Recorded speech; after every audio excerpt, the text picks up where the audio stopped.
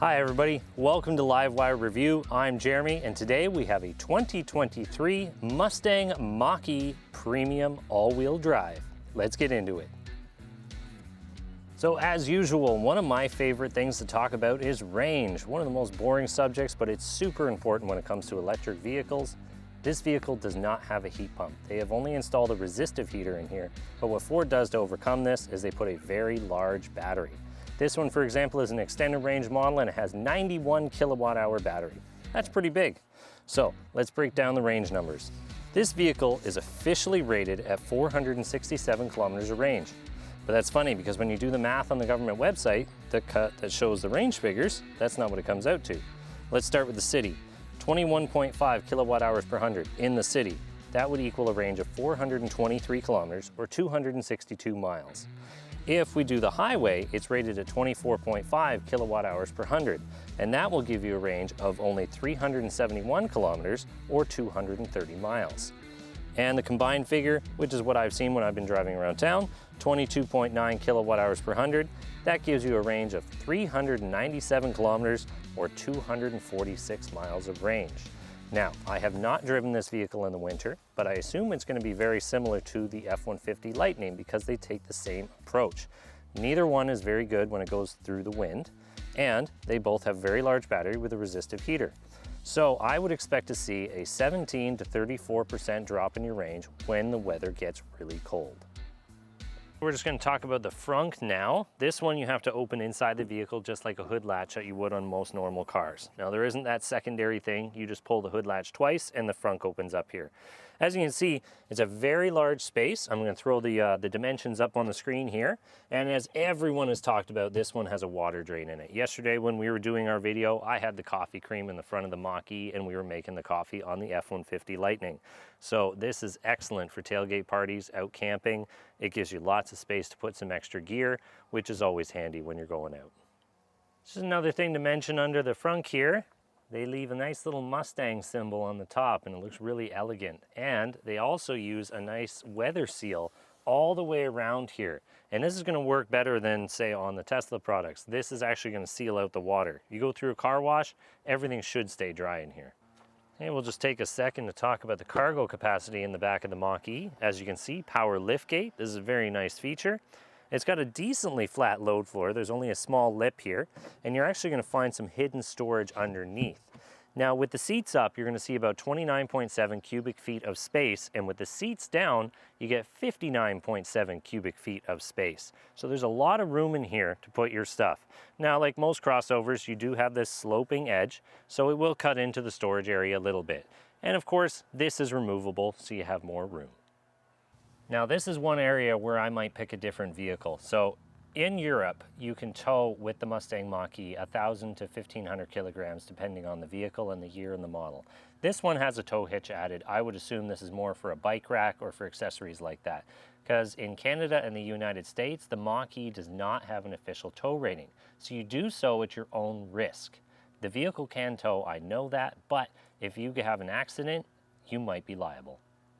So last thing I wanted to mention on the back end of the Mach E is the rear wiper. I know there are certain EVs on the market, Hyundai, that don't have a rear wiper. Luckily that will be coming soon to the Ioniq 5 according to some of the photos we've seen. But it's very nice that Ford included a rear wiper on their vehicle because it just doesn't work without it. I don't typically talk about styling because styling is subjective. Some vehicles look good to some people and they don't look good to others. But as a previous Mustang owner, I like some of the cues that they put in this vehicle. On the hood, we have these beautiful double bubble. It almost looks like the old Ram Air hoods, but you know, without the scoop, of course. So I like that styling aspect. Another thing that I really like about this car is it had these wide hips in the back, which looks exactly the same as my old Mustang did. I like looking in the mirrors and being able to see this over the rear wheels. And we all talk about the floating roof. Yes, we know it gives you more headroom in the back. They do have to do that. But they did pull it off fairly well. I know it's really bright out here, but the silhouette on the side looks excellent to my eye.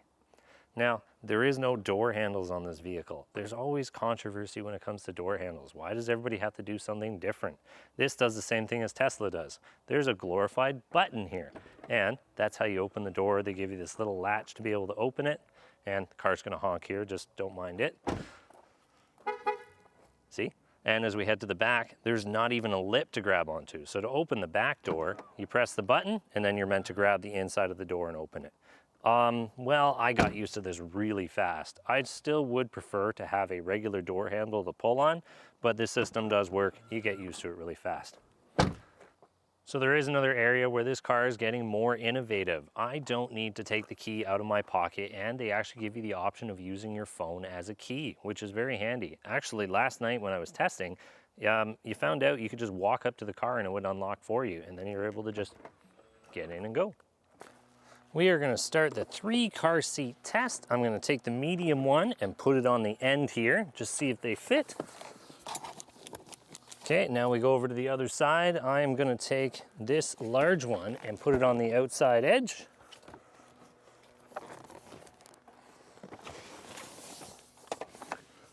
And unfortunately, I don't think we're gonna get any further than that. There might be room for a booster seat here in the middle, but you're not gonna fit 3 car seats across. I'll just grab the third one and show you. So yeah, as you can see, you can't fit 3 car seats across the back of a Mustang Mach E.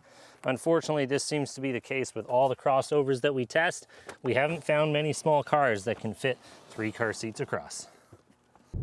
Okay, let's go for a nighttime drive and see how these headlights look. So far, I can see a very nice cutoff, but unlike the F-150 Lightning, these do not have the cornering lamps that turn with the steering wheel. But as you can see, this car does include automatic high beams and they fade on nice and smooth. So for this drive, I turned on unbridled mode and it has a driving sound that goes with it. You might be able to hear that in the background at some point here.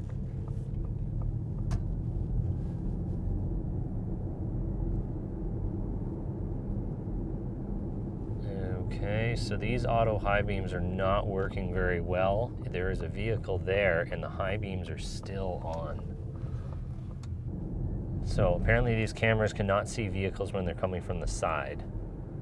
There, the automatic high beams picked on that car quickly and it turned them off.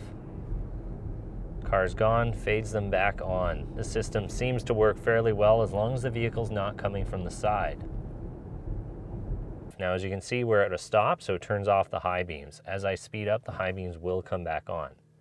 3, 2, 1, go!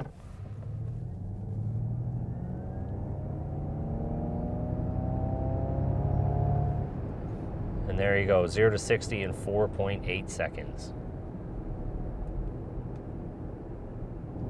So these high beams seem to have pretty good throw down the road. I can see the tops of the trees here and they're just illuminating the middle. Whereas my low beams are still illuminating the sides. I can see into the ditches really nicely.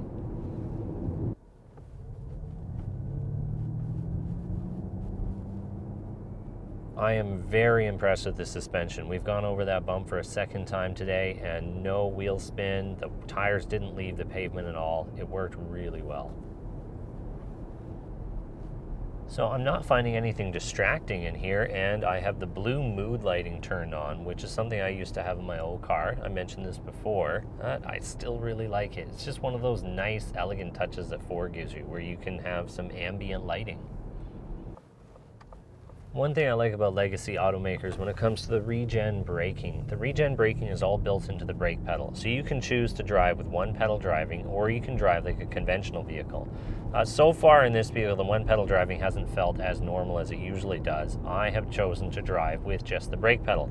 And when you hit the brakes, it does the regen braking first before it blends in the friction brakes. And this system seems to work very well. There's an excellent blend point. You don't notice it at all. It just works. Has a very solid feeling chassis as I go back and forth. There's only a little bit of body roll. I wouldn't say it feels Mustang-ish, but it feels very planted for a vehicle of this size and weight. Now that's something I don't miss from the old Fox body days and the SN95 platform, because when I took off from that light, there was no chirp, there was no wheel hop. The suspension is very well sorted out in this. And because that weight is down low, it acts more like a mid-engine sports car than it does a crossover. So when you take off from the light, it just sorts it out. It grabs the ground and there is no wheel hop. That is something that I have dealt with for years because I've driven older Mustangs before I had the newer style with the independent suspension. So I found that it doesn't matter what mode you're in, if you're in unbridled or any of the other ones, the throttle pedal on this is programmed very well. It's very linear, very smooth. There is no joltiness or sudden acceleration. It's just a smooth burst of power. So the particular vehicle that we're in is a premium model with all-wheel drive and the extended range battery. So the 0 to 60 time on this one is 4.8 seconds. Now, if that's not good enough for you, they do make a GT and a GT Performance Edition. And with the extended range battery, you're going to get a 3.8 0 to 60 time or a 3.5 0 to 60 time. Now, those are numbers I can live with. My old Mustang did 4.3 and you had to fight to get it. So with the repeatability of electric torque, that is going to be a lot of fun. Okay, so let's start off here. We have a 360-degree camera in here and a really good backup camera. Not the best resolution, but a big screen, you're able to see what you're doing.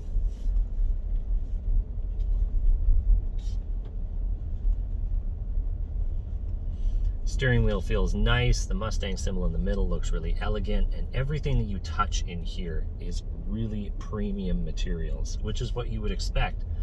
Ford has been doing premium materials where people sit for a long time, and it really pays off. So let's see what that acceleration is like. Well, it puts a smile on your face and it is instant. I absolutely love electric torque. So having an electric Mustang, good choice. Now you don't get that exhaust, you don't get the changing of gears, but you get the easy, repeatable performance. So that means when it says 0 to 60 in 4.8 seconds, you're going to be able to do that every time, even when the weather is cold out.